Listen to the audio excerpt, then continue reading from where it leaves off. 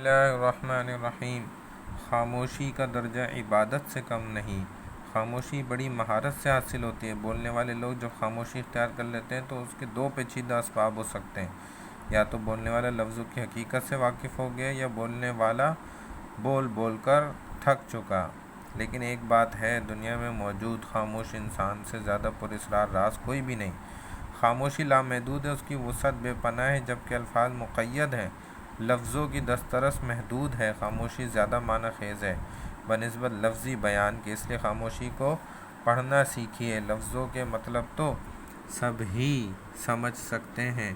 خاموشی بہت اچھا عمل ہے۔ کسی بھی نامناسب وقت پر کچھ لمحے خاموش ہو جائیں تاکہ دوسرا انسان پرسکون ہو جائے۔ فوری رد عمل سے گریز کریں۔ فوری رد عمل کمزور عمل ہوتا ہے۔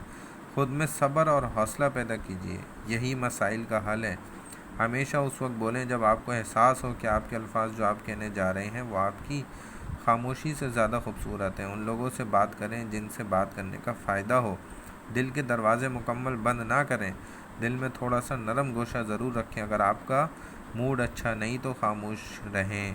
جب غصہ بہت زیادہ ہو تب بھی خاموش رہیں۔ یاد رکھیں، ایک بامعنی خاموشی بے معنی الفاظ سے کہیں زیادہ بہتر ہے۔ بے شک ہر مشکل کے ساتھ آسانی ہے۔ اللہ تعالیٰ عمل کی توفیق عطا فرمائے۔ والسلام علیکم ورحمۃ اللہ وبرکاتہ۔